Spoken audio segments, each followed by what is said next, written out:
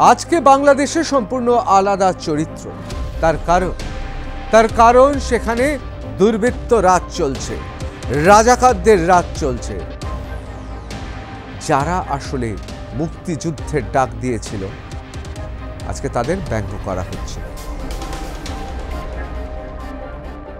মুক্তিযোদ্ধা 1971 সালের মুক্তিযোদ্ধাদেরও ব্যঙ্গ করা হয়েছে, আর তাতেই খেপে গিয়েছে ঢাবি বিশ্ববিদ্যালয়ের শিক্ষার্থীরা, সাবেক শিক্ষার্থীরা, অর্থাৎ যারা এক্স স্টুডেন্ট। মুক্তিযুদ্ধের সময় ঠিক একই কাজ করেছে, বেছে বেছে মেধাবী ইঞ্জিনিয়ার, মেধাবী ডাক্তার, মেধাবী মানুষজন, যারা ইন্টালেকচুয়াল, বিদ্বজন, সাংবাদিক, লেখক, তাদের উপর নির্যাতন চালানো হয়েছে। শুধুমাত্র সন্দেহের বশে দুজন উপাচার্যকে খপ করে ধরে জেলে পুরে দিল, অথচ যে দাগী, যার বিরুদ্ধে প্রচুর কেস রয়েছে, সেই জিকে শামীমকে জেল থেকে বার করে দেওয়া হলো।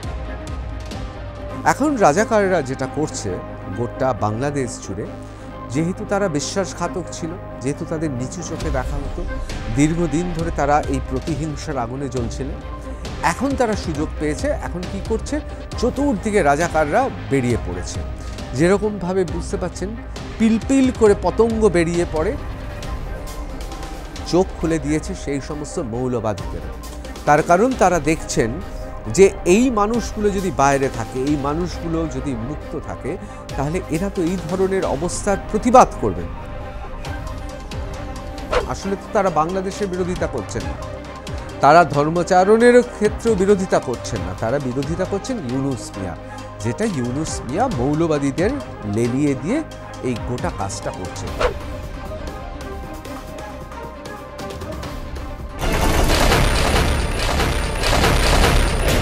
আমি ঋতব্রত ভট্টাচার্য, শুরু করছি রণক্ষেত্র। বাংলাদেশ এখন রাজাকারদের হাতে। রাজাকার শব্দের অর্থ কি? অর্থ যারা বাংলাদেশের মুক্তিযোদ্ধাদের সঙ্গে বিশ্বাসঘাতকতা করেছিল, যারা বাংলা ভাষা আন্দোলন, বাংলাদেশের প্রতি যারা বিশ্বাসঘাতকতা করেছিল, যারা পাকিস্তানি সেনাদের সঙ্গে ছিলেন এবং যারা মনে করতেন যে বাংলাদেশ আসলে পাকিস্তানের অবিচ্ছেদ্য অংশ। এখন প্রশ্ন হচ্ছে, মুক্তিযুদ্ধ এবং তার যে আন্দোলন, সে আন্দোলন তো ইতিহাস, এই উপমহাদেশের ইতিহাস। আমরা বাঙালিরা খুব গর্বিত ছিলাম যে 21শে ফেব্রুয়ারি মাতৃভাষা দিবস, আর সেটা গোটা পৃথিবী জুড়ে পালিত হয় বাংলাদেশের জন্য, বাংলা ভাষার জন্য। বাংলা ভাষায় নানা ধরনের কাজ হয়েছে গত কয়েক দশকে বাংলাদেশে, অস্বীকার করতে পারবো না। প্রাযুক্তিক বিভিন্ন শব্দের অভিধান থেকে শুরু করে, বাংলা ভাষাতত্ত্ব থেকে শুরু করে, বাংলা ভাষায় বিভিন্ন উপভাষাকে বিভিন্নভাবে গবেষণা করে এই বাংলা ভাষা, পৃথিবীর অন্যতম বৃহত্তম বাংলা ভাষাকে সত্যি অনেকটা পথ এগিয়ে দিয়েছিলেন এইসব মানুষগুলো। আজকে বাংলাদেশে সম্পূর্ণ আলাদা চরিত্র। তার কারণ সেখানে দুর্বৃত্ত রাজ চলছে, রাজাকারদের রাজ চলছে। তাদের মধ্যমণি হয়ে রয়েছেন ইউনুস মিয়া। কোন ইউনুস মিয়া? যে আসলে একটা চিট ফান্ডের মালিক, অর্থাৎ বাংলাদেশের মানুষের চোখের জল দিয়ে যার ইমারত রয়েছে এই মুহূর্তে প্যারিসে। সর্বশেষ খবর আমি আপনাদের বলেছিলাম যে তার প্যারিসের বাড়িতে নতুন আসবাবপত্র কেনা হচ্ছে, নতুন করে সুসজ্জিত হচ্ছে। এই টাকাগুলো কোথা থেকে আসছে? এটা অবশ্য আমাদের নয়, বাংলাদেশের মানুষ, তারা বিচার করবেন, তারা সিদ্ধান্ত নেবেন, তারা অনুসন্ধান করবেন। কিন্তু এ বিষয়ে কোনো সন্দেহ নেই, ইউনুস মিয়া জানেন বাংলাদেশে এক নায়কতন্ত্র তিনি টিকিয়ে রাখতে পারার জন্য যে পথগুলো নিতে হবে, সেই পথগুলো ভয়ঙ্কর পথ। এবং সেই পথে যদি তিনি অসফল হন, তিনি এটাও নিশ্চিত যে তাকে আবার প্যারিসে পালাতে হবে। আজকের এপিসোডে আমরা আলোচনা করব বাংলাদেশ এখন রাজাকারদের। প্রশ্ন করছি, তার কারণ আমরা বিশ্বাস করি বাংলাদেশের অধিকাংশ মানুষ শুভবুদ্ধি সম্পন্ন।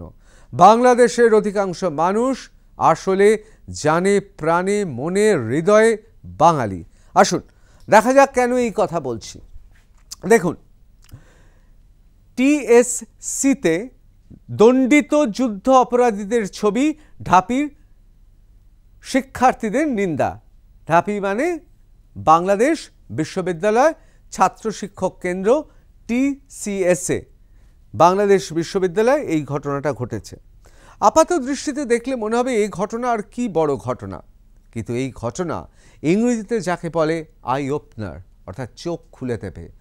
চোখ খুলে আপনি বুঝতে পারবেন এই মুহূর্তে বাংলাদেশের অবস্থাটা কি।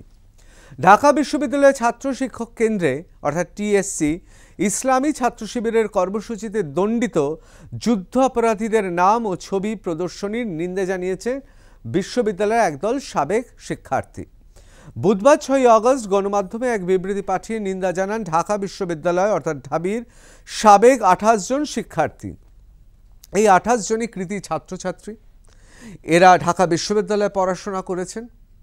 এরা অত্যন্ত সংবেদনশীল মানুষ।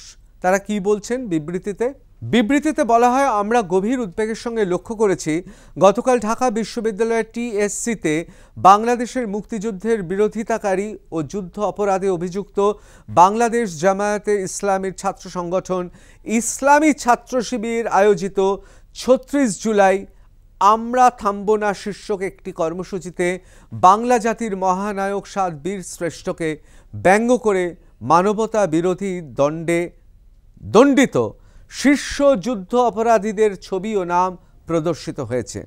এতে আরও বলা হয়, ঢাকা বিশ্ববিদ্যালয়ের মুক্তিযুদ্ধের সূতিকার এই বিশ্ববিদ্যালয় থেকেই আমাদের মুক্তি সংগ্রামের বীজ রোপিত হয়েছে। এর প্রতিটি ধূলিকণা আমাদের রক্তাক্ষয়ী মুক্তি সংগ্রামের স্মৃতি বহন করে। 1971 সালের 25শে মার্চ রাতে পাকিস্তানি হানাদার বাহিনী এই বিশ্ববিদ্যালয়ে বোমা বর্ষণ, নির্বিচারে গুলি চালিয়ে ছাত্র শিক্ষক ও কর্মচারীদের হত্যা করে। 14ই ডিসেম্বর জাতির শ্রেষ্ঠ সন্তান বুদ্ধিজীবীদের হত্যা করে। মহান মুক্তিযুদ্ধে বিশ্ববিদ্যালয় পরিবারের প্রায় 300 জন শহীদ হন। আমরা মনে করি স্বাধীনতা 54 বছর পর এই বিশ্ববিদ্যালয় 1971 সালের মুক্তিযুদ্ধের সময় নির্বিচারে গণহত্যা, নারী ধর্ষণ ও নির্যাতনের ঘটনায় অভিযুক্ত দণ্ডিত যুদ্ধ অপরাধীদের ছবি ও নাম প্রদর্শনী জাতির সেই আত্মত্যাগ, মুক্তিযুদ্ধের অবমাননার শামিল এবং সীমাহীন ধৃষ্টতা। এই ঘৃণিত কাজের নিন্দা ও ধিক্কার জানানোর ভাষা আমাদের জানা নেই। ভবিষ্যতে এই ধরনের তৎপরতার বিষয়ে আমাদের সজাগ থাকতে হবে এবং তা ঐক্যবদ্ধভাবে রুখে দিতে হবে। এটা হচ্ছে তাদের বিবৃতি। কি হয়েছিল আপনারা দেখুন, যারা একসময় রাজাকার অর্থাৎ বিশ্বাসঘাতক তাদের ছবি আপনারা জানেন, সালাউদ্দিন কাদের চৌধুরী, আব্দুল কাদের বেলাল, দেলোয়ার হোসেন সাইদি, মতিউর রহমান, মীর কাসেম আলী, এদের ছবি টাঙানো হয়েছিল। এবং অপরদিকে কি করা হয়েছিল, যারা মুক্তিযুদ্ধের সেনা ছিলেন, যারা পাকিস্তানের জন্য সঙ্গে যারা আমরা জানি যে সমানে সমানে শুধু লড়েননি, তাদের পরাস্ত করেছিলেন, যারা বাংলা ভাষা এবং বাংলাদেশের পতাকা হাতে নিয়ে যারা আসলে মুক্তিযুদ্ধের ডাক দিয়েছিল, আজকে তাদের ব্যঙ্গ করা হচ্ছে। কেন? তার কারণ বিশ্বাসঘাতকরা যারা বাঙালি জাতির সঙ্গে বিশ্বাসঘাতকতা করেছে তারা এখন ক্ষমতায় এসেছে। এই ঘটনায় 28 জন শিক্ষার্থী তারা নির্ভয়ে, মানে তারা কতটা সাহসী হলে তারা প্রতিবাদ করে, এবং শুধু প্রতিবাদ করে ক্ষান্ত হননি, তারা বিবৃতি দিয়ে জানিয়েছেন। শিবির ও ঢাবি প্রশাসনকে ক্ষমা চাওয়ার দাবি বলা হচ্ছে। এতে ঢাবি প্রশাসনকে ক্ষমা চাইতে হবে এবং অবশ্যই শিবিরকে ক্ষমা চাইতে হবে। জুলাই গণ অভ্যুত্থানের প্রথম বার্ষিকীতে ঢাকা বিশ্ববিদ্যালয়ে টিএসসিতে মানবতা বিরোধী অপরাধে দণ্ডিত নিজামী, সাইদি, মুজাহিদ, মীর কাসেম, কামরুজ্জামান এবং বিএনপি নেতা সালাউদ্দিন কাদের চৌধুরীর ছবি প্রদর্শনের জন্য ইসলামী ছাত্র শিবিরের প্রতি নিন্দা জানিয়ে তাদের নিঃশর্ত ক্ষমা চাওয়ার দাবি জানিয়েছে বিশ্ববিদ্যালয়ের শিক্ষক নেটওয়ার্ক। একই সঙ্গে এই ঘটনাসহ বিভিন্ন ঘটনার ব্যর্থতার কারণে প্রশাসনকে ক্ষমা চেয়ে প্রক্টরের পদত্যাগেরও দাবি জানিয়েছেন তারা। গতকাল বুধবার গণমাধ্যমে পাঠানো এক বিবৃতিতে সংগঠনের দাবি, এটা আমরা দেশ রূপান্তর থেকে নিয়েছি। দৈনিক সংগ্রাম কি লিখছে? রাজধানীর খবরে ঢাবি ছাত্র শিবিরের প্রদর্শনী চলছে, টানানো হয়েছে খালেদা জিয়ার উক্তিসহ ছবি। বিভিন্ন ছবি টাঙানো হয়েছে। খালেদা জিয়া কি বলছেন? কিন্তু আশ্চর্যজনকভাবে এই চিত্র প্রদর্শনী নিয়ে উত্তেজনা রয়েছে এই কারণে যে এখানে মুক্তিযোদ্ধাদের, আওয়ামী লীগ তো ছেড়েই দিলাম, শেখ হাসিনা ছেড়েই দিলাম, মুক্তিযোদ্ধা 1971 সালের মুক্তিযোদ্ধাদেরও ব্যঙ্গ করা হয়েছে। আর তাতেই ক্ষেপে গিয়েছে ঢাবি বিশ্ববিদ্যালয় শিক্ষার্থীরা, সাবেক শিক্ষার্থীরা, অর্থাৎ যারা এক্স স্টুডেন্ট। আসলে এটা তো তারা রয়েছে, এর পেছনে কিন্তু বাংলাদেশের প্রচুর শুভবুদ্ধি সম্পন্ন মানুষ রয়েছেন, তারা মেনে নিতে পারছেন না। যারা জাতির সঙ্গে বিশ্বাসঘাতকতা করেছিলেন, যারা পাকিস্তানের সৈন্যদের প্রত্যক্ষভাবে সাহায্য করেছিলেন, যারা নিজের দেশে, যেখানে পাকিস্তানিরা সেই সময় বাংলাদেশি মহিলাদের ধর্ষণ করছে, মারছে, নির্যাতন চালাচ্ছে, মানুষ খুন করছে, রক্তে যাদের হাত রাঙা, যারা তাদের সঙ্গে হাত মিলিয়েছিলেন, শুধুমাত্র খুব সংকীর্ণ একটা মতবাদ থেকে সেই জায়গায় দাঁড়িয়ে এখন রাজাকাররা তারা উল্লাসে ফেটে পড়ছে। এটা নিয়ে একটা বিরাট শোরগোল পড়ে গেছে ঢাকাতে। প্রথম আলো লিখছে, বেগম রোকেয়া বিশ্ববিদ্যালয়ের সাবেক উপাচার্য কলিমুল্লাহকে গ্রেফতার। এই যে প্রথম আলোর এই খবরটা অত্যন্ত তাৎপর্যপূর্ণ। একটা গ্রেফতার কিসের জন্য গ্রেফতার? টাকা নয়ছয়ের জন্য। কিসের টাকা নয়ছয়? বিশ্ববিদ্যালয়ের ফান্ডের টাকা নয়ছয়। তার জন্য উপাচার্যকে গ্রেফতার করা হয়েছে। বেশ ভালো কথা। স্বাভাবিকভাবে কি ভাববেন, যদি কেউ অন্যায় করে থাকে তাকে গ্রেফতার করা হবে। কিন্তু বিষয়টা এত সহজ নয়। আমি কিন্তু ভারতবর্ষের কোনো মিডিয়াকে উদ্ধৃত করছি না, আমি এখানে প্রথম আলো এবং তার সঙ্গে সঙ্গে bdnews24.com অর্থাৎ বাংলাদেশের former Rokeya university vice chancellor Kalimullah arrested over embezzlement allegations, অর্থাৎ টাকা নয়ছয় করেছে। Dhaka metropolitan police DMP detectives have arrested Nazmul Ehsan Kalimullah, the former Vice Chancellor of Rangpur Begum Rokeya University, over allegations of embezzling the institution's development fund. অর্থাৎ বিশ্ববিদ্যালয়ে যে উন্নয়নমূলক কাজের জন্য যে ফান্ড ছিল, সেই ফান্ডের টাকা নয়ছয় করার জন্য গ্রেফতার করা হয়েছে, সেই অভিযোগে গ্রেফতার করা হয়েছে। He was arrested from his home in Mohammadpur around 12:30 p.m. on Thursday in connection with the case filed.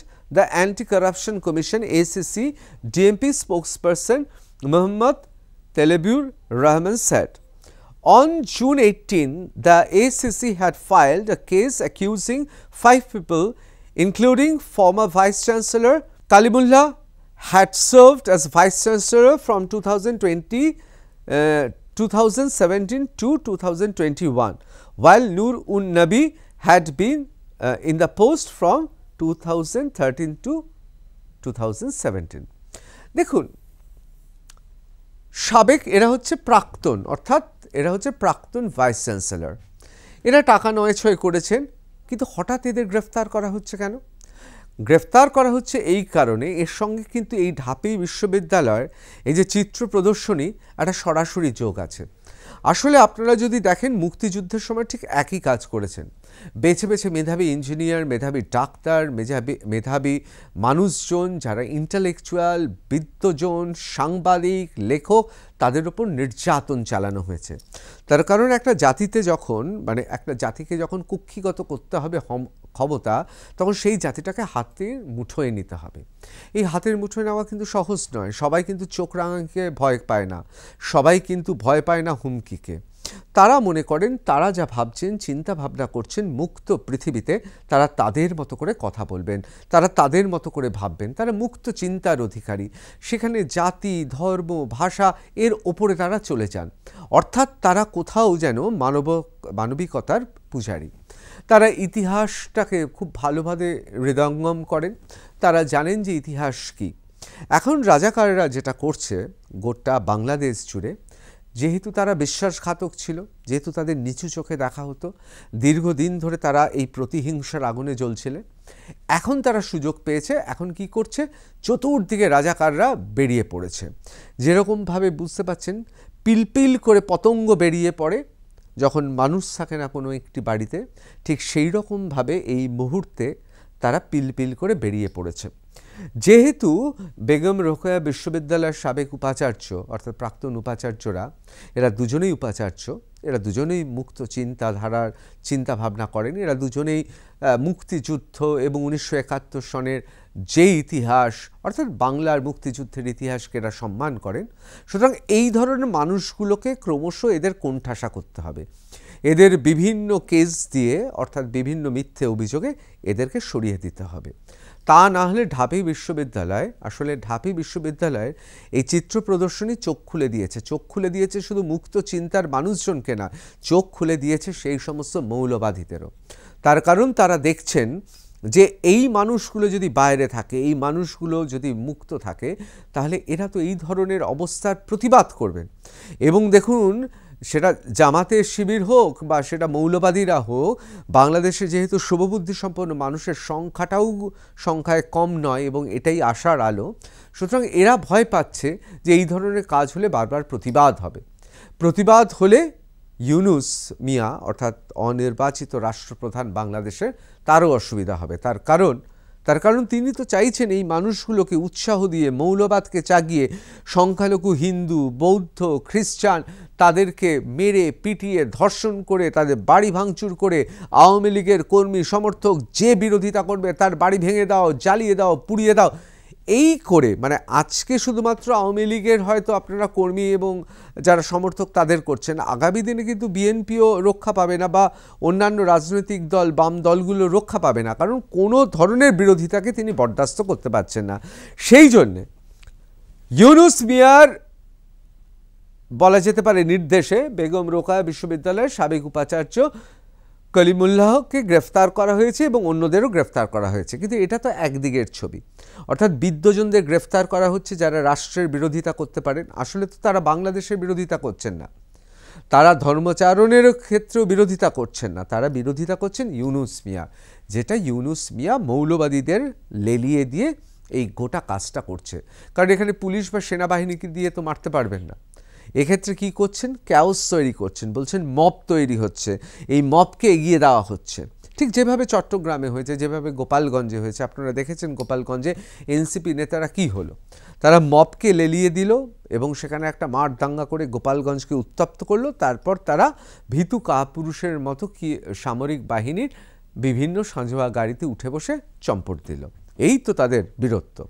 ঠিক সেইভাবে গোটা দেশ জুড়ে বিদ্বজনদের মুখ বন্ধ করতে হবে। এবার দেখুন খুব গুরুত্বপূর্ণ খবর, একদিকে এই ঢাবি বিশ্ববিদ্যালয়ের চিত্র প্রদর্শনী, মুক্ত চিন্তার অধিকারী বিদ্বজন যারা উপাচার্য ছিলেন, প্রাক্তন উপাচার্য, অধ্যাপক, তাদের ঘাট ধরে বিভিন্ন ইনস্টিটিউশন থেকে অর্থাৎ বিভিন্ন বিশ্ববিদ্যালয়, কলেজ থেকে, প্রতিষ্ঠান থেকে বার করে দেওয়া হচ্ছে। আগে হিন্দু বলে বার করে দিচ্ছিল, প্রথমে হিন্দুদের বার করা হলো সংখ্যালঘু, এরপর সে সমস্ত জ্ঞানী মানুষগুলোকে বার করে দেওয়া হচ্ছে।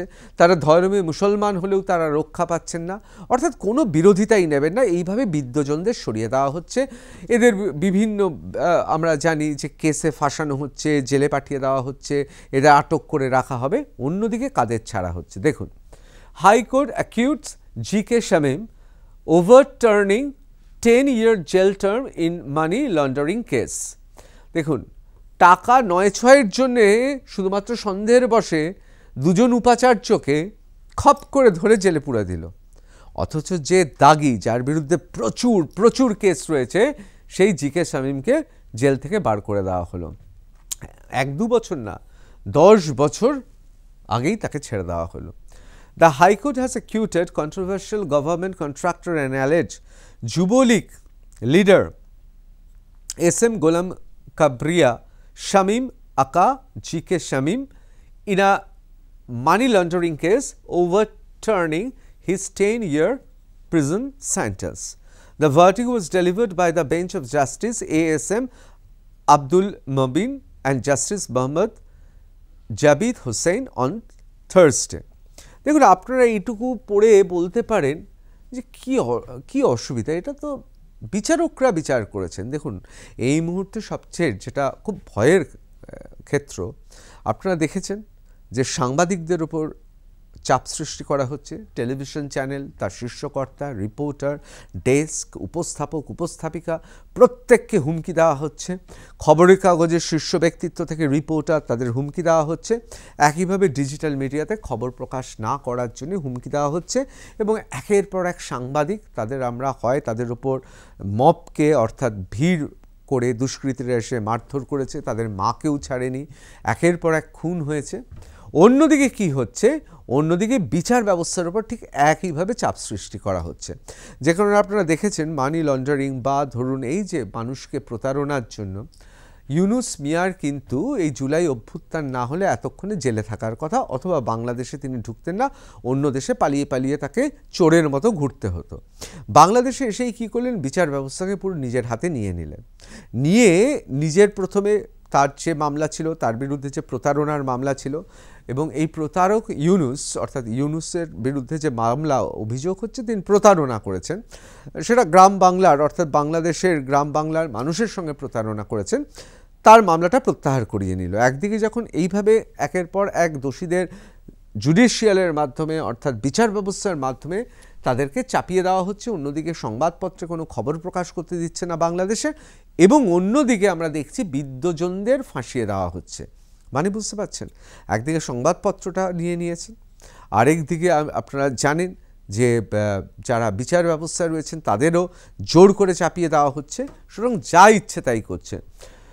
Authorities seized about 20 million taka in cash and 1.7 million taka worth of fixed deposit receipts or FDR savings, alcohol, firearms during a raid on his business. ভাবুন, ইনি নাকি ছাড়া পেয়েছেন, তার বাড়ি থেকে কোটি কোটি টাকা পাওয়া গেছে, অ্যালকোহল অর্থাৎ মাদক দ্রব্য পাওয়া গেছে, ফায়ার আর্মস আগ্নেয়াস্ত্র পাওয়া গেছে যখন রেড হয়েছিল, তাকে ছেড়ে দিল। On July 17, 2023, Dhaka Special Judge Mohammad Nazrul Islam had sentenced Shamim for 10 years in prison. অর্থাৎ 2023 কিন্তু তার 10 বছর জেল হয়েছিল। Shamim, who passed himself off as a Jubo League leader, made a fortune as a government contractor. দেখুন, একটা কথা আপনারা মনে রাখবেন, এই যে আওয়ামী লীগ সরকারের সময়ও কিন্তু ছিল এবং গভর্নমেন্ট সরকারি কন্ট্রাক্টর ছিলেন, এবং তিনি নিজেকে কি বলতেন, যুবলীগ লিডার বলতেন। আসলে সেই সময় শেখ হাসিনার ক্ষমতা অর্থাৎ আওয়ামী লীগের ক্ষমতা অপব্যবহার করে তিনি কিন্তু জেলে গেছেন সেই আমলে।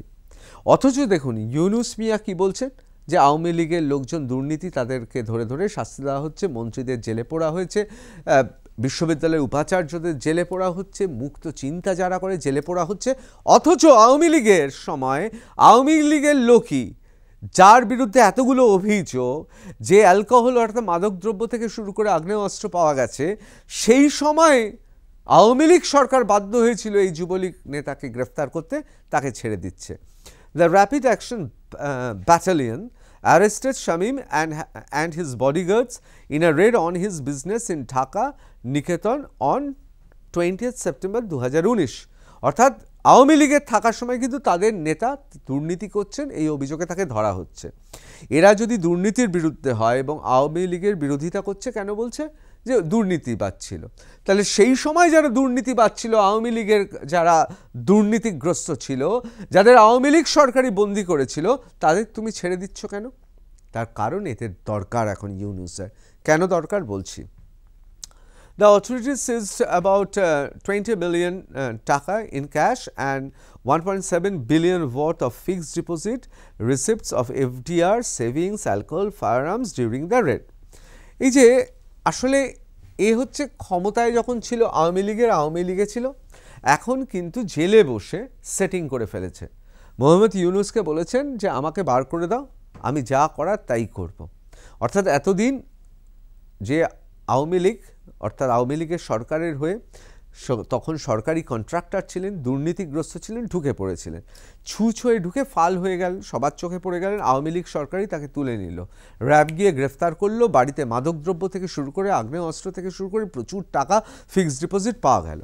এবার কি হলো, তাকে অবশ্যই 10 বছরের কারাগারে বন্দি থাকার নির্দেশ দেওয়া হলো।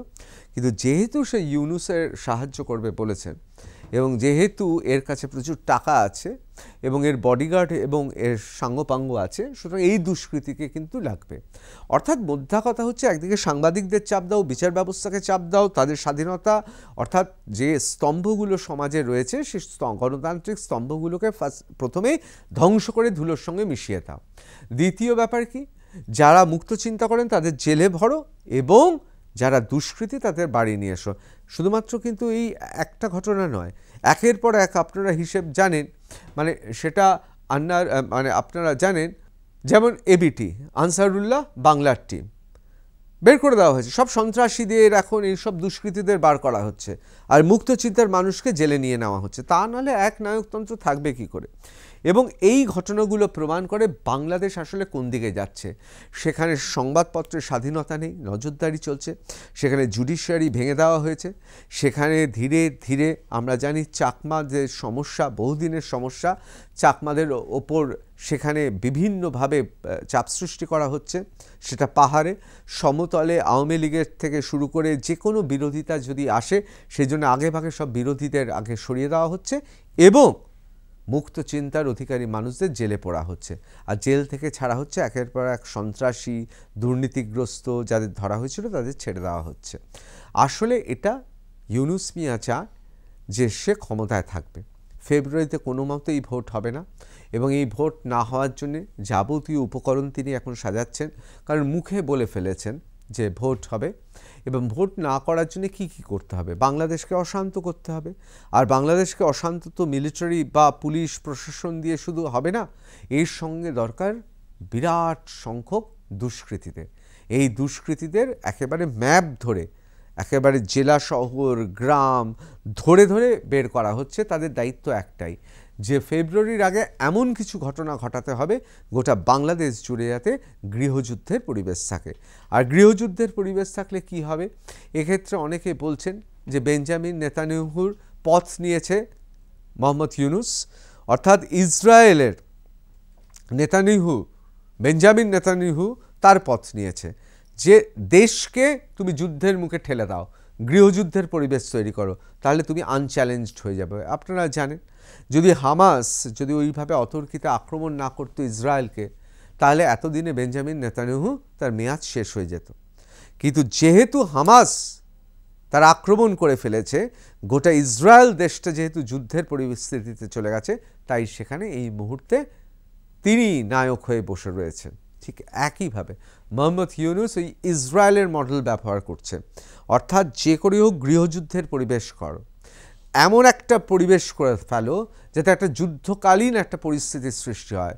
আর যুদ্ধকালীন পরিস্থিতি সৃষ্টি করার জন্য দরকার দুষ্কৃতীদের। আর কি দরকার, মুক্ত চিন্তার মানুষজন যারা বিদ্যজন তাদের জেলে পোড়া এবং সংবাদ মাধ্যম এবং বিচার ব্যবস্থাকে হাতের মুঠোয় রেখে দেওয়া, তাদের উপর ভীষণ চাপ সৃষ্টি করা। সব মিলিয়ে মোহাম্মদ ইউনূস এখন ইসরায়েলের বেঞ্জামিন নেতানিয়াহুর পথ নিয়েছে।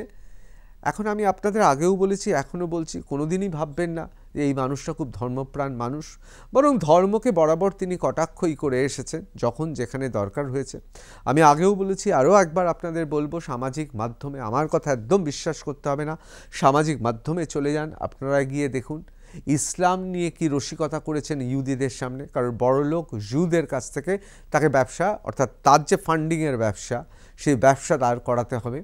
সুতরাং তাকে ধর্মপ্রাণ ভাবার কোনো কারণ নেই, কিন্তু তিনি এখন মৌলবাদ, বিশেষ করে ইসলামী জঙ্গিবাদকে তিনি এখন পেছন থেকে তিনি উৎসাহ দিচ্ছেন। উৎসাহ দেওয়ার একটাই কারণ, বাংলাদেশকে অশান্ত করতে হবে এবং বেঞ্জামিন নেতানিয়াহুর যেরকম যুদ্ধকালীন পরিস্থিতিতে এখন রাষ্ট্রপ্রধান হয়ে বসে আছেন, ঠিক সেই রকমভাবে তিনি অনির্বাচিত রাষ্ট্রপ্রধান হয়ে বাংলাদেশে টিকে যাবেন।